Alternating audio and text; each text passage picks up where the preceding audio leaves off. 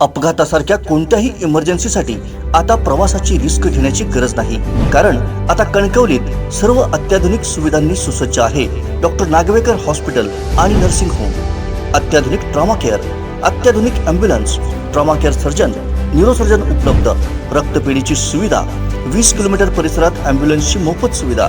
Doctor Nagwekar hospital आणि nursing home 24/7 emergency service. Mobile 9852 108 108 आणि 8803 108 108। सावंतवाडी शहरात तीव्र पाणी टंचाई जाणवण्यास सुरुवात झाली आहे, त्यामुळे नागरिकांचे प्रचंड हाल होत आहेत। या पाणी टंचाईवरून विरोधकांनी शिक्षण मंत्री दीपक केसरकरांना घेरण्यास सुरुवात केली आहे। याला केसरकरच जबाबदार असल्याचा आरोप करण्यात येतोय। पाहुयात पॉलिटिकल ब्युरो भरत केसरकर यांचा स्पेशल रिपोर्ट। सावंतवाडी शहराला 8 ते 10 किलोमीटर असलेल्या पाणीकोंड धरणापासून 90% पाणी पुरवठा होतो, तर 10% पाणी पुरवठा केसरी धरणापासून होतोय। गेले 15-20 दिवस शहराला मोठ्या प्रमाणात पाणी पुरवठा होत नसल्यानं नागरिकांमध्ये संतापाचं वातावरण आहे। यावरून विरोधकांनी आता मंत्री केसरकरांवर निशाणा साधलाय। तब्बल 45 वर्षांपूर्वीची जुनी नळपाणी योजना बदलून नवीन योजना सुरू करण्याची मागणी राष्ट्रवादी काँग्रेसच्या अर्चना घारेपरव यांनी केली आहे। अतिशय म्हणजे पाणी हे मूलभूत गरज आहे प्रत्येकाची, आणि पाणी हे आता जसं आता एप्रिल मे जसं उन्हाळा वाढत जाईल पाणी हवं असतं प्रत्येकाला, आणि ते गरजेचं आहे। आणि ते पालिकेचं असेल किंवा प्रशासनाचं असेल कर्तव्य आहे की प्रत्येक नागरिकाला मूलभूत म्हणजे गरज म्हणून ती पाणी पुरवठा झाला पाहिजे योग्य तो। पण आत्ता टंचाई वाढलेली दिसते आहे। जवळपास आता आम्ही माहिती घेतली तर 45 वर्षापूर्वीची ही नळपाणी योजना आहे ती आता लोकसंख्या जशी वाढते तशी ती रिवाइज्ड व्हायला पाहिजे, पण रिवाइज झालेली दिसत नाही आहे। त्यात लिकेज मोठ्या प्रमाणात दिसते, जवळपास 35% लिकेज या पाण्याचं होतं आहे। त्यामुळे ते कुठेतरी वाचवलं पाहिजे, ते लोकांपर्यंत पोहोचेल। ग्रॅव्हिटीचा विषय आहे, मग ते हे रिवाइज्ड प्लॅन नळपाणी योजनेचा हा झाला पाहिजे, कारण कुठलीही योजना ही 5-10 वर्षांनी तरी रिवाइज्ड करावी लागते, पण 45 वर्ष अजून त्याच्याकडे दुर्लक्ष झालेलं आहे। आणि मला वाटतं याच्यावरती दखल घेतलीच पाहिजे, आणि आमचा सगळ्यांचा म्हणजे रोष आहे त्याच्यावरती की पाणी आम्हाला मिळत नाही आहे, आणि याच्यावर राज्यकर्त्यांनी लोकप्रतिनिधी लक्ष द्यावं आणि त्याच्यावरती मार्ग काढावा। नळपाणी योजना रिवाइज करावी, किंवा त्याच्यावरती बरेच ऑप्शन्स आहेत, वेगळे डॅम आहेत। आपल्या शिरशिंगेला एक डॅम होतोय, त्याच्यावरनं जरी पाणी आणलं तरी 100% 24 तास पाणी मिळेल लोकांना, लोक खुश होतील, कारण पाणी हे सगळ्यात महत्त्वाचं आहे आणि त्या प्रत्येक महिलेला ते भोगावं लागतं। आमच्यासारख्या आता महिला ज्या घरात पाणी नसेल तर काहीच नाही असा विषय आहे, तर पाणी हे प्रत्येकाला हवं आहे, आणि त्यासाठी आम्ही आग्रही आहोत सगळे।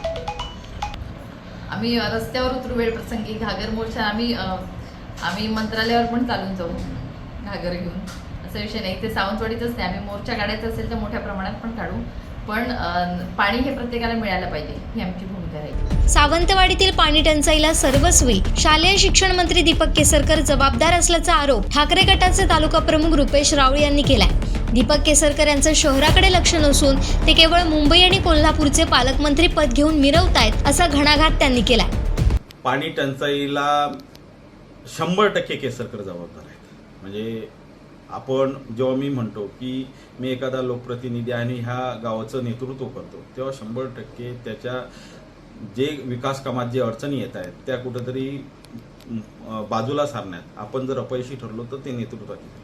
आज गेली अनेक वर्ष माझ्या मते 40 कोटीची नळपाणी योजना मंजूर होती, आणि 40 कोटीची नळपाणी योजना ही रखडलेली आहे। मी अनेक प्रकल्प रखडलेले आहेत, त्याच्यातली ही नळपाणी योजना सुद्धा रखडली, आणि ही नळपाणी योजना रखडली आणि ती योग्य पद्धतीने त्याचं योग्य पद्धतीने नियोजन न झाल्यामुळे, योग्य टायमिंगवर त्याचं एस्टिमेट न झाल्यामुळे तीच एस्टिमेट आज 57 कोटीवर गेला। आणि मध्यंतरी करवाढी सावंतवाडीकरांवर लादण्याचा जो प्रकार प्रशासनाने केला होता, म्हणजे हेच डिपॉझिट 5-1 कोटी लोकवर्गणीतून जमा करायचे आणि 5 कोटी म्हणून आकर लादण्याचा प्रकार प्रशासनाने, नगरपालिका प्रशासनाने केला होता। म्हणजे हे खापर लोकप्रतिनिधीचं होतं, ते झाकण्यासाठी कोणाकडून कर वसूल करण्याचं काम करणार होता तर जनतेकडून, जनतेला नाग भुर्दंड यांचा सोसा। आज तरी सुद्धा ह्या सर्व गोष्टींवर रखडलेली आहे नळपाणी योजना, तरी सुद्धा हे कुठेही लोकप्रतिनिधी किंवा दीपक केसरकर जागे होत नाही। माझा थेट आरोप आहे दीपक केसरकरांवरती। ह्या सर्व नळ पाणी योजना सावंतवाडीतली आज पाणी टंचाईला पूर्णतः दीपक केसरकर जबाबदार आहे. गेली 10 वर्षांची नगरपालिका यांच्याकडे होती, परंतु पाण्याचं योग्य पद्धतीने आठवडा बाजाराचं योग्य पद्धतीने नियोजन काही करण्यात दीपक केसरकर दिसले नाही. आज जनतेला खऱ्या अर्थानं पाणी करायला लागतं हो. आज टँकर सुद्धा मिळत नाही. नवीन आलेला पंप सुद्धा आज नगरपालिका सांगते ती पाण्यासाठी वापरणार नाही. म्हणजे अशा तऱ्हेची पूर्ण गैरसोय असताना दीपक केसरकर मात्र मुंबईत जाऊन बसतायत. कोल्हापूरचं पालकमंत्रीपद जात आलंय, मुंबईचं पालकमंत्री सांभाळत बसले. मी महाराष्ट्राचा नेता म्हणून मिरवतायत, राष्ट्रीय प्रवक्ता म्हणून शिंदे निंदे गटाचा म्हणून मिरवतायत. अहो कशाला ते मिरवता? इथं जनतेचे येऊन प्रश्न सोडवा. पण माझं एक आहे, हे दीपक केसरकर सोडवणार नाहीत. ह्यांना खऱ्या अर्थाने ह्यांना जागा दाखवायची वेळ आलेली आहे. आणि मी प्रत्येक गावागावात प्रत्येक वाडावाडात जाऊन जनतेला सांगणार, आवाहन करणार की दीपक केसरकरांना आता त्यांची जागा दाखवा म्हणून. हे जे जनतेला यांनी पाणी करायची वेळ आणलेली आहे ना, ह्यांना पाणी पाजायची वेळ आलेली आहे. एप्रिलच्या मध्यावरच पाणी टंचाई जाणवते, त्यामुळे मे महिन्यापर्यंत टँकरनं पाणी पुरवठा करण्याची वेळ सावंतवाडीकरांवर येणार आहे. त्यावर आता केवळ आश्वासनं देत न बसता उपाययोजना करण्याची वेळ आली आहे. एवढं संबंधितांनी लक्ष ठेवून काम करण्याची आवश्यकता आहे, नाहीतर सावंतवाडीकरांना पाणी टंचाईचा सामना करावा लागू शकतो. पॉलिटिकल ब्युरो भरत केसरकर, कोकण 7 लाईव्ह, सावंतवाडी.